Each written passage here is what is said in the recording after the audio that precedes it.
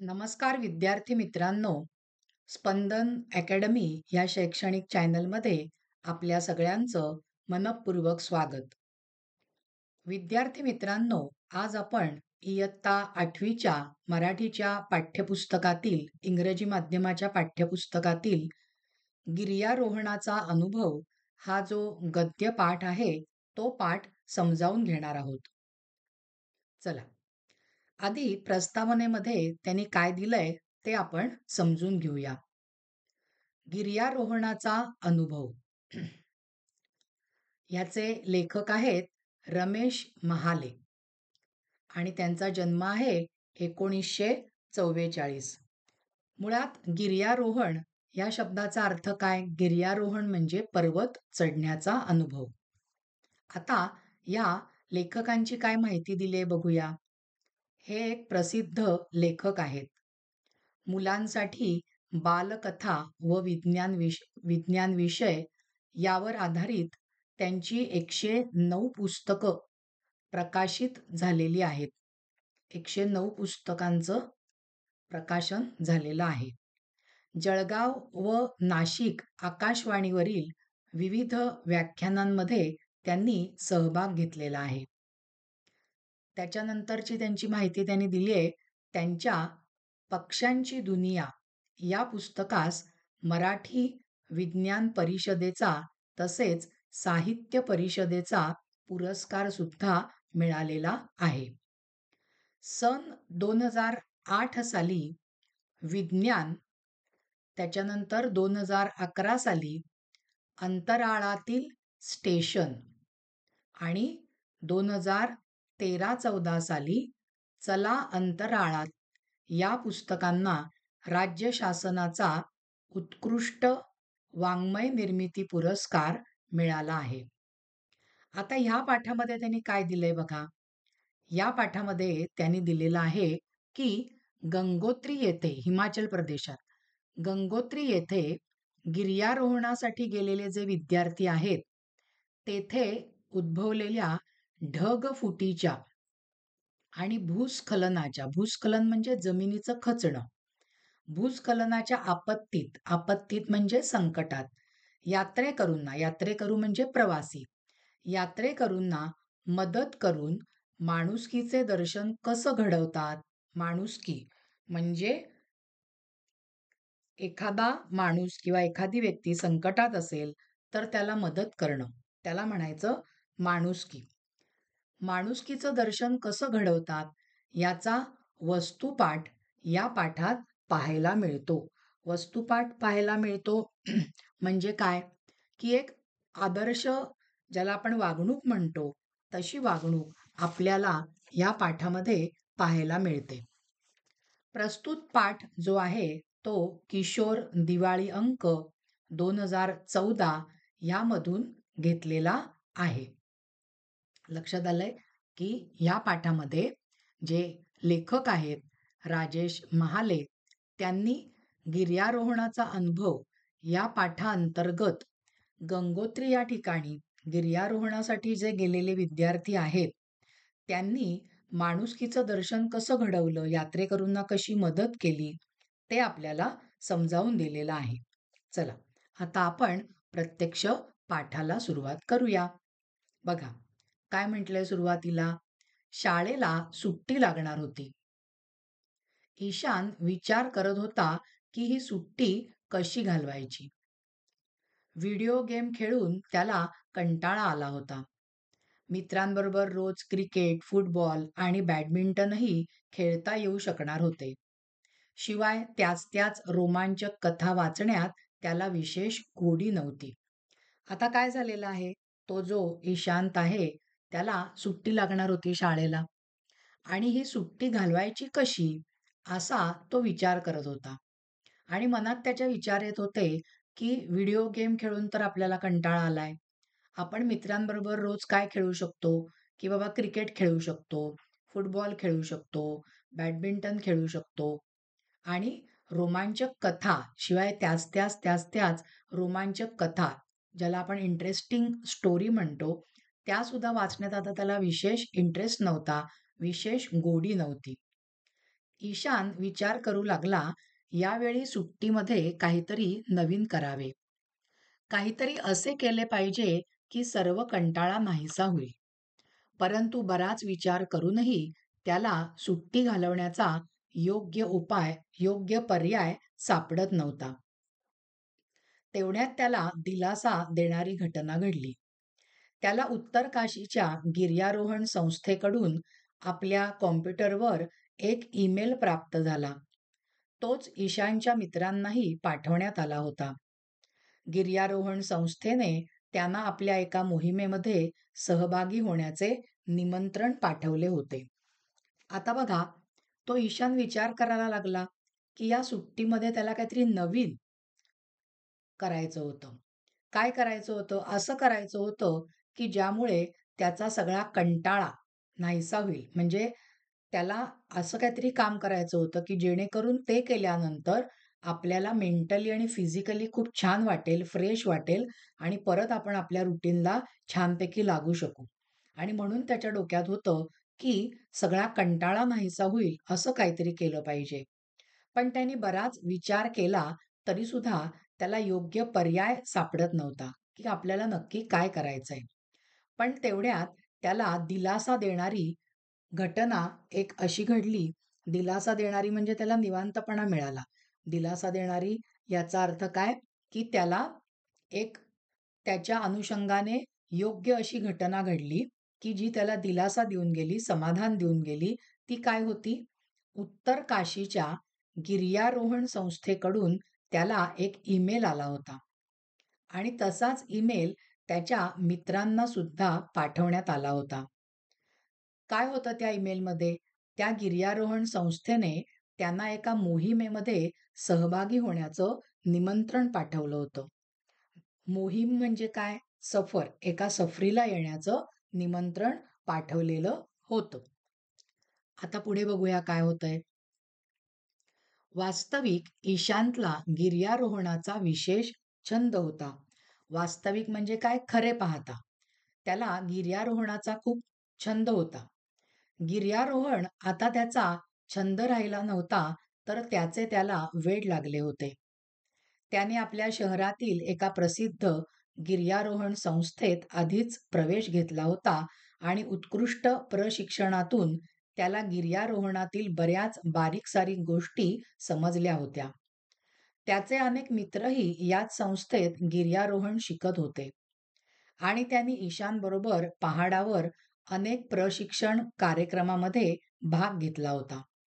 आता बघा, ईशानला गिर्यारोहण खूप आवडायचं. त्याचा छंद होता.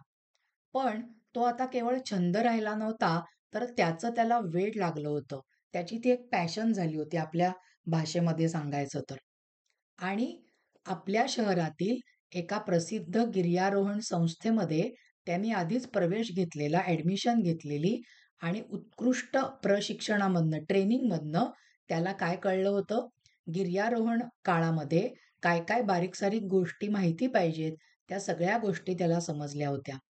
त्याचे अनेक मित्रसुद्धा याच गिर्यारोहण संस्थेमध्ये शिकत होते आणि त्यांनी ईशानबरोबर पहाडावर अनेक प्रशिक्षण कार्यक्रमामध्ये भाग घेतला होता.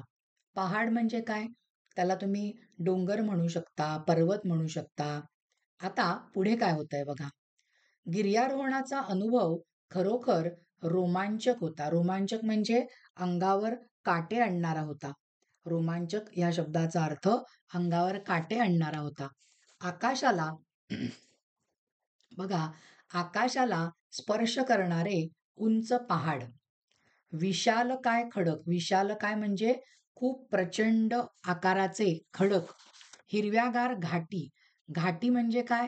छोटे छोटे घाट असतात की नाही, ते घाट आणि वेगाने वाहणाऱ्या वेगाने वाहणाऱ्या स्वच्छ पाण्याच्या पहाडी नद्या ईशान आणि त्याच्या साथीदारांना साद घालत होत्या. साद घालत होत्या म्हणजे काय? बोलवत होत्या. साथीदारांना म्हणजे त्याच्या मित्रांना. त्यांना जेव्हा संधी मिळेल, तेव्हा ते आवश्यक उपकरणे आणि सामानाची बॅग घेऊन गिर्यारोहण करायला जात असत. बरोबर आहे? म्हणजे तुमच्या असे ट्रेकिंग असं आपण म्हणू शकतो. त्यांना जेव्हा-जेव्हा संधी मिळायची, अवसर मिळायचा, तेव्हा ते काय करायचे? ती जी आवश्यक आहेत ती उपकरणं आणि आपली सामानाची बॅग घेऊन ते ट्रेकिंगला, गिर्यारोहण करायला जायचे. उत्तर काशीच्या गिर्यारोहण संस्थेचा संदेश वाचल्यावर ईशान फारच खुश झाला. त्याने लगेच या निमंत्रणाची माहिती आपले मित्र धैर्य, प्रशांत, अमन आणि सक्षम यांना दिली. सर्वच मित्र फार खुश झाले. ते जणू सुट्टीत पहाडावर जाण्याची वाटच पाहत होते. शाळेला सुट्टी लागण्यापूर्वीच त्यांनी पहाडावर जाण्याची तयारी सुरू केली होती. शाळेला सुट्टी लागल्याबरोबर सर्व मित्र टॅक्सीने ऋषिकेशहून उत्तर काशीला पोहोचले. वाटेत उंच उंच पहाड पाहून ते रोमांचित झाले होते.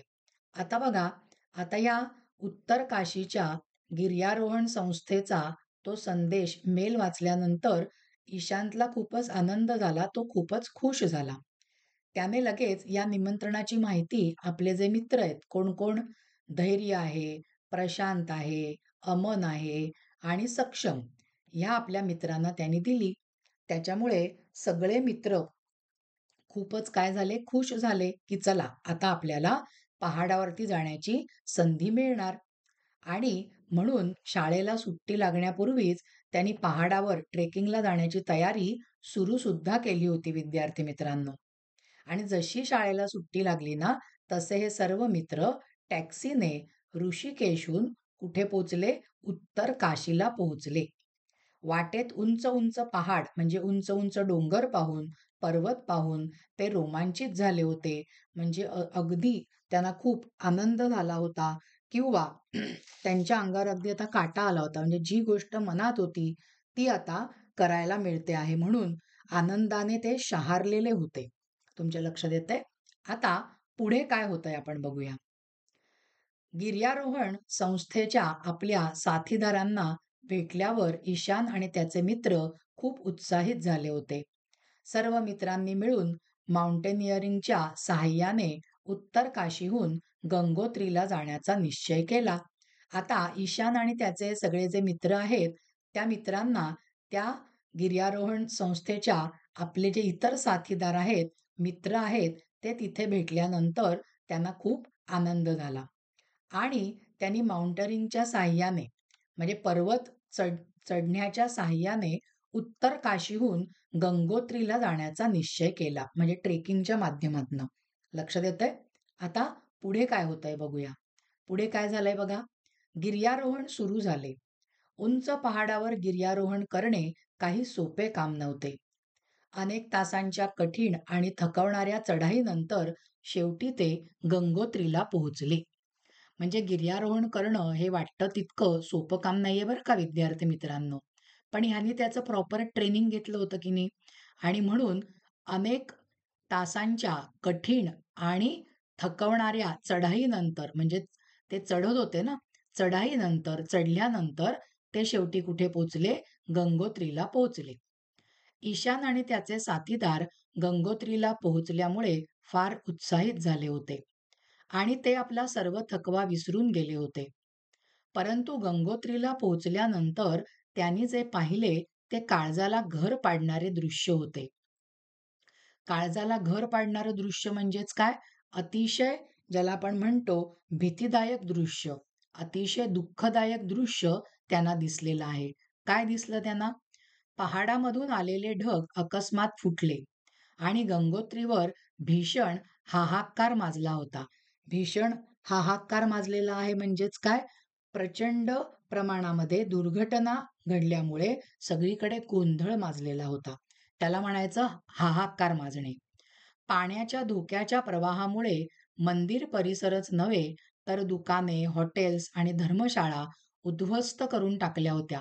म्हणजे सगळं नष्ट झालं होतं, बेचिराख झालं होतं.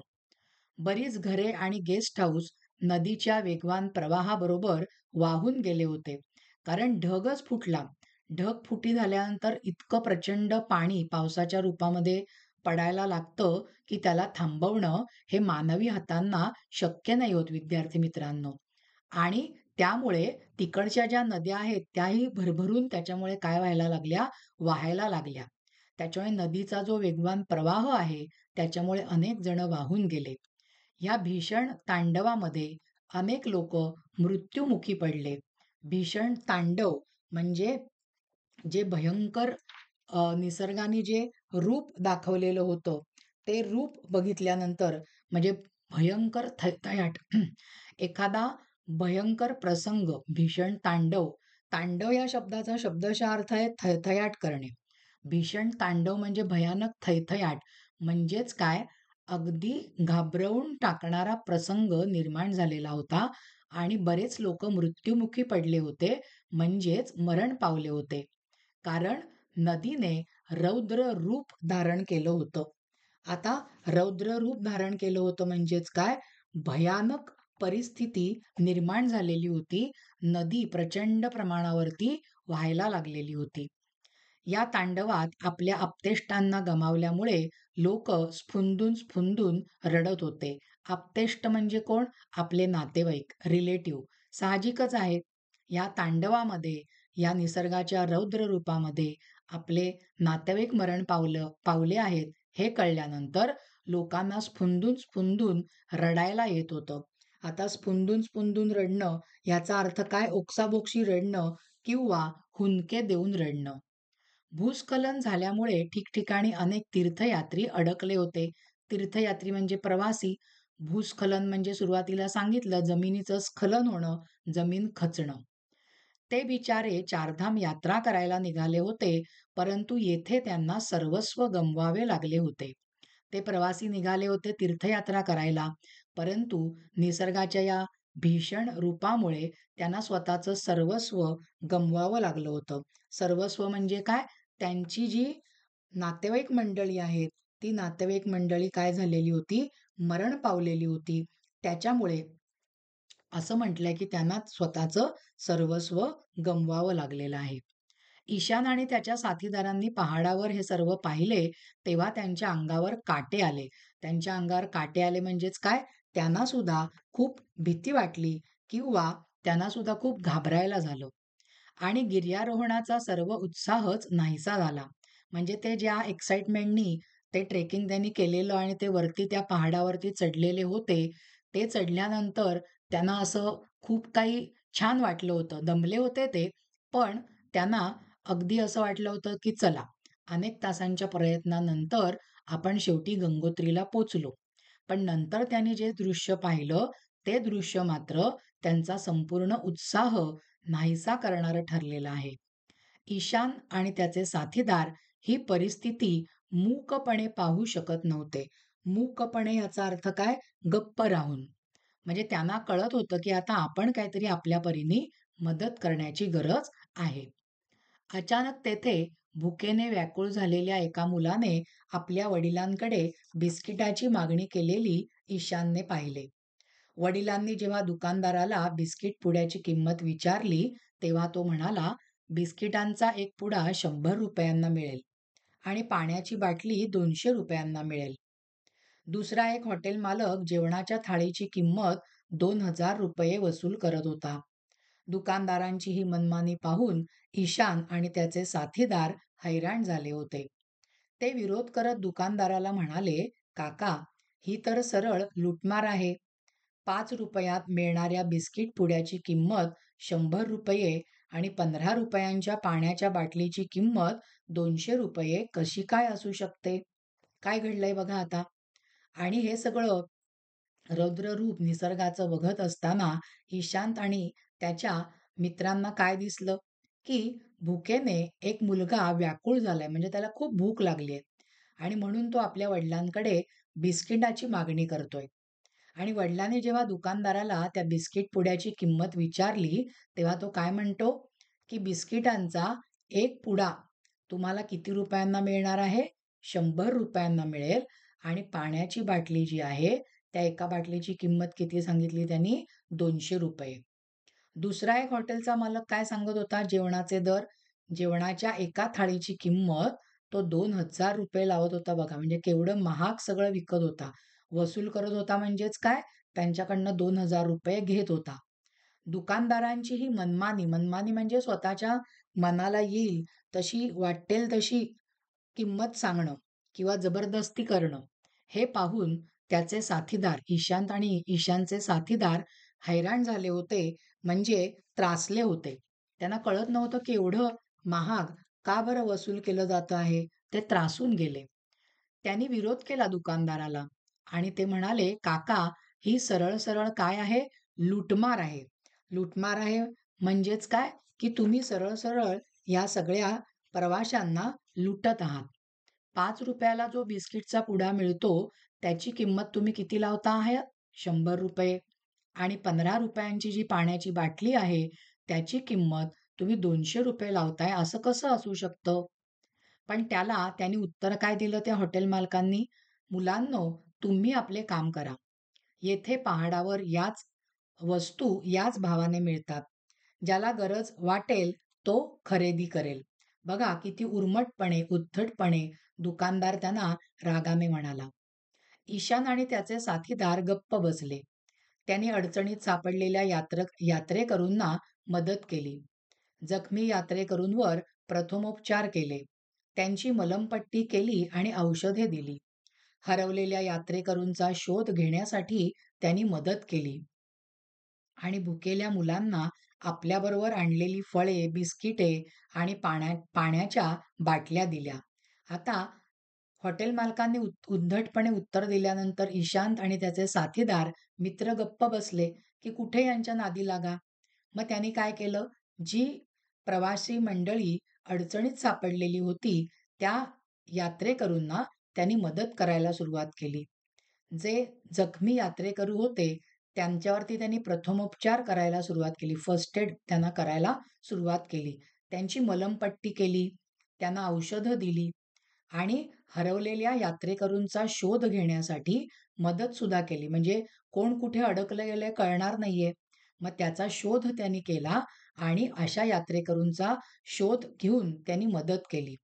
त्याच्यानंतर जी भुकेली मुलं होती, त्या मुलांना त्या ईशान आणि त्याच्या साथीदारांनी काय केलं, स्वतःजवळची फळं, बिस्किटं आणि पाण्याच्या बाटल्या दिल्या. म्हणजे ह्या मुलांनी किती हर प्रकारे मदत केलेली आहे लक्षात घ्या. नाहीतर ते एक उर्मट हॉटेल मालक फायदा घेत होते नैसर्गिक आपत्तीचा आणि ईशान आणि त्याचे मित्र मात्र या नैसर्गिक आपत्तीमध्ये यात्रेकरूंना मदत करत होते. म्हणजे ह्याच्यामधनं कोणता गुण शिकण्यासारखा आहे विद्यार्थी मित्रांनो, की जो अडला-नडला आहे त्याला आपल्या परीने आपण मदत केली पाहिजे. संध्याकाळ झाली होती. ईशानला आता खूप भूक लागली होती. त्याच्या साथीदारांनाही भूक लागली होती. त्यांना विश्रांतीची गरज जाणवत होती. पहाडाच्या कडेला एक हॉटेलसारखे घर दिसल्यावर ते मोठ्या आशेने घरमालकाकडे गेले आणि म्हणाले, "काका, आम्हाला खाण्यासाठी थोडं अन्न आणि रात्रभर मुक्काम करण्यासाठी एखादी खोली देऊ शकाल का?" आता मदत केल्यानंतर ते दमून गेले, संध्याकाळ झालेली. आता ईशांतला भूक लागली. साहजिकच त्याच्या साथीदारांनाही भूक लागली. कारण आता बऱ्याच वेळामध्ये पोटामध्ये काही अन्न गेलेलं नव्हतं. शिवाय ते दमलेले होते आधी पहाड चढून, नंतर यात्रेकरूंना मदत करून. म्हणजे त्यांना विश्रांतीची गरज जाणवत होती, की आता रेस्ट करायला पाहिजे. मग पहाडाच्या कडेला त्यांना एक हॉटेलसारखं घर दिसतं बरं का. आणि ते मोठी आशा ठेवून, एक्साईट होऊन ते त्या मालकाकडे जातात आणि त्याला म्हणतात, की "काका, आम्हाला खाण्यासाठी तुम्ही थोडं अन्न देऊ शकाल का? आणि रात्रभर इथे वस्ती करण्यासाठी, मुक्काम करण्यासाठी तुम्ही एखादी खोली देऊ शकाल का?" त्यांनी हे नम्रपणे विचारल्यानंतर तो माणूस काय सांगतो बघा, तो दुकानदार म्हणतो काहीशा, "हो, परंतु जेवणासाठी 10,000 आणि खोलीचे भाडे ₹15,000 द्यावे लागेल." दुकानदार काहीशा रुक्ष स्वरात, रुक्ष म्हणजे अगदी कोरड्या स्वरामध्ये, अगदी भावनाहीन आवाजामध्ये तो दुकानदार म्हणतोय. म्हणजे आजूबाजूला नैसर्गिक आपत्ती चालली आहे आणि हा मात्र आपल्या येणाऱ्या प्रवाशांकडनं लूटमार करून अवाच्या सवा किमती सांगून त्यांना काय करतो आहे, लुबाडतो आहे. पण हा भाव ऐकल्यानंतर ईशान म्हणाला, "परंतु काका, जेवणाची ही किंमत आणि खोलीचे भाडे फार जास्त आहे." तो म्हणाला, की "जेवणाच्या थाळीचे 10,000 आणि खोलीचे 15,000 कसं काय?" मग तो दुकानदार काय म्हणतो, "मुला, जीव वाचवण्यासाठी ही किंमत तर काहीच नाही. जरा विचार कर, जर भूक लागल्यावर तुम्हाला जेवण मिळाले नाही आणि रात्रभर खुल्या आकाशाखाली झोपावे लागले तर तुमचे काय हाल होतील. म्हणजे आपण खूप लुबाडतो आहे याची पर्वा न करता तो दुकानदार उलट प्रत्युत्तर काय देतो, की "बाबा रे, जरा विचार कर. भूक लागली आहे आणि जेवण मिळालं नाही तर तुमचं काय होईल? आणि खोली मिळाली नाही आणि रात्रभर खुल्या आकाशामध्ये तुम्हाला झोपावं लागलं, उघड्यावरती झोपावं लागलं तर तुमचे काय हाल होतील?" म्हणजे तो सुचवतोय तुम्ही जिवंत तरी राहाल का एवढ्या नैसर्गिक आपत्तीमध्ये, एवढ्या थंडीमध्ये? तेवढ्यात अचानक मोठा आवाज झाला. ईशान आणि त्याचे साथीदार आपापसात विचार-विनिमय करत होते. अचानक पहाडावरील एक घर मोठा आवाज होऊन खाली कोसळले. सर्वजण पडलेल्या घरात दाबले गेले. मग परत एकदा भूस्खलन झालं बघा आणि एक पहाडावरचं जे घर आहे, ते एक मोठा आवाज करत खाली कोसळलं आणि ते खाली कोसळल्यामुळे त्याच्या खाली सगळेजण त्या घरामध्ये दाबले गेले, म्हणजे गाडले गेले, अडकून पडले. पुढे काय होतंय बघा. ईशान आणि त्याचे साथीदार सर्व काही विसरून कामाला लागले. घरात राहणारे लोक देवदारच्या झाडात अडकले होते. देवदारचं झाड. देवदारचं झाड म्हणजे तुम्हाला सांगायचं तर एक वृक्ष आहे, की जो हिमाचल प्रदेशामध्ये जास्त प्रमाणामध्ये दिसतो. ईशांतला अशा परिस्थितीचा चांगला अनुभव होता. कारण त्यांनी ट्रेनिंग घेतलेलं ना, त्याच्यामुळे त्याला या परिस्थितीचा चांगला अनुभव होता. त्याने गिर्यारोहण संस्थेत पहाडावरून खाली पडलेल्या लोकांना बाहेर काढण्याचे खास प्रशिक्षण घेतले होते. त्याने काय घेतलेलं? ट्रेनिंग घेतलेलं त्या पद्धतीतलं. तो जाड व मजबूत दोराच्या सहाय्याने खाली उतरला आणि अडकलेल्या त्या सर्वांना त्याने बाहेर काढले. मगाचच्या त्या चित्रात दिसत होतं बघा. मजबूत दोर त्याच्या सहाय्याने तो खाली उतरला आणि त्यांनी सगळ्यांना बाहेर काढलं. ईशान व त्याच्या साथीदारांना ती रात्र पहाडावर घालवावी लागली, म्हणजे त्या पर्वतावर घालवावी लागली. त्यांनी आपल्याबरोबर नायलॉनचा तंबू आणला होता. त्या आधुनिक तंबूत त्यांची कोणतीही गैरसोय झाली नाही. म्हणजे बघा, जे आवश्यक सामान लागतं पहाडावर चढताना, त्याच्यामध्ये एक त्यांनी या ठिकाणी उल्लेख केलेला आहे, की नायलॉनचा तंबू. म्हणजे आपण तो तंबू जर का उभा केला, तर आपल्याला त्याच्या आतमध्ये निवारा मिळू शकतो. थंडीचा त्रास तितका जाणवणार नाही. आणि म्हणून इथे म्हटलंय, की त्यांची गैरसोय झाली नाही म्हणजेच काय? त्यांना त्या तंबूमध्ये बऱ्यापैकी आराम करायला मिळाला. पहाडावर झालेल्या या दुर्घटनेची माहिती सेनेला मिळाली होती आणि हवाई दलाच्या हेलिकॉप्टरने बचाव अभियान सुरूही केलं होतं. ही जी दुर्घटना आहे, हा जो इन्सिडन्स आहे, हा जो अपघात आहे, त्याची माहिती आपल्या सैन्य दलाला मिळालेली होती. आणि हवाई दलाचं जे हेलिकॉप्टर आहे, त्यांनी बचाव अभियान सुरू पण केलं होतं. म्हणजे रेस्क्यू ऑपरेशन, ज्याला आपण अडकलेल्या प्रवाशांची सुटका करणं म्हणतो, ती सुटका काय झालेली आहे? करायला आता सुरुवात झालेली आहे. सकाळ झाल्यानंतर ईशानने व त्याच्या मित्रांनी आसपासच्या जंगलातून लाकडे गोळा करून आणली व त्यांना आग लावली. त्यातून खूप धूर झाला. हा हवाई दलाच्या हेलिकॉप्टरसाठी एक संदेश होता. एक संकेत होता. संकेत म्हणजे काय या ठिकाणी आपल्याला अर्थ घ्यायचा आहे, की तो एक संदेश होता, की इथे काहीतरी जाळ दिसतोय म्हणजे इथे माणसं अडकलेली असणार आहेत. म्हणून तो संकेत, तो इशारा होता त्या हवाई दलाच्या जवानांसाठी.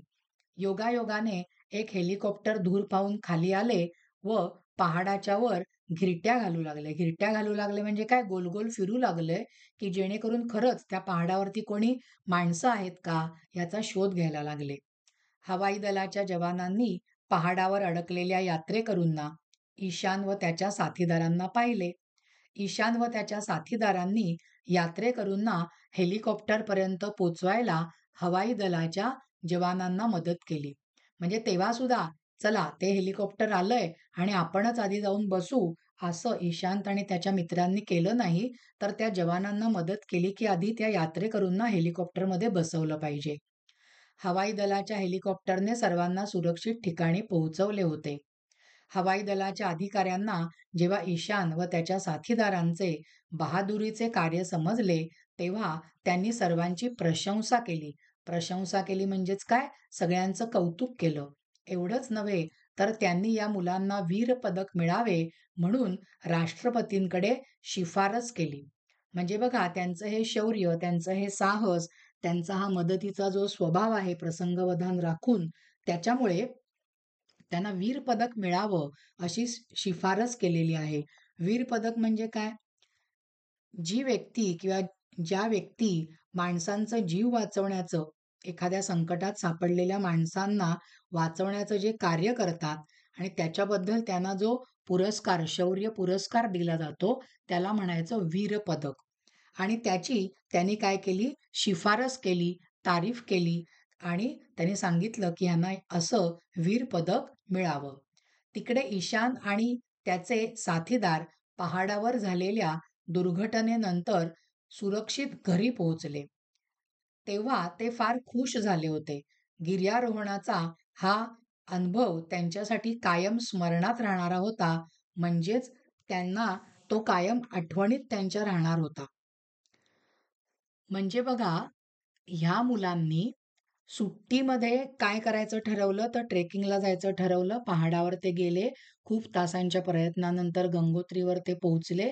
पण नंतर निसर्गाचं रौद्र रूप पाहून, ती भीषण आपत्ती पाहून त्यांनी यात्रेकरूंना मदत केली. स्वतःजवळची फळं, पाणी, काही बिस्किटाचे पुडे वगैरे खाऊ असेल, तो त्या सगळ्या भुकेलेल्या मुलांना दिला आणि अडकलेल्यांना सुद्धा खूप मदत केली. आणि त्यांच्या या कार्याबद्दल राष्ट्रपतींकडे ह्या मुलांना वीर पदक मिळावं म्हणून शिफारस सुद्धा केली गेली. ते घरी पोहोचले तेव्हा खुश झाले होते. खुश का झाले होते? ती नैसर्गिक आपत्ती आली म्हणून खुश नव्हते झाले.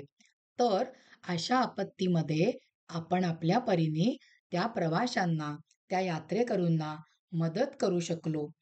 ही जी भावना आहे, या भावनेमुळे ते खुश झाले होते.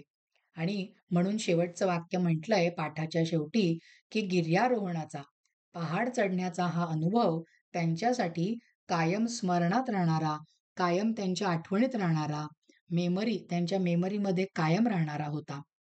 म्हणजे विद्यार्थी मित्रांनो, या पाठामधनं आपण काय शिकलो? की आपल्याला जेवढी शक्य आहे तेवढी मदत आपण दुसऱ्याला केली पाहिजे. त्याच्यासाठी नॉट नेसेसरी तुम्ही ट्रेकिंगलाच गेलं पाहिजे, मग तिथे नैसर्गिक आपत्ती आली पाहिजे, मग मी मदत करीन. नाही.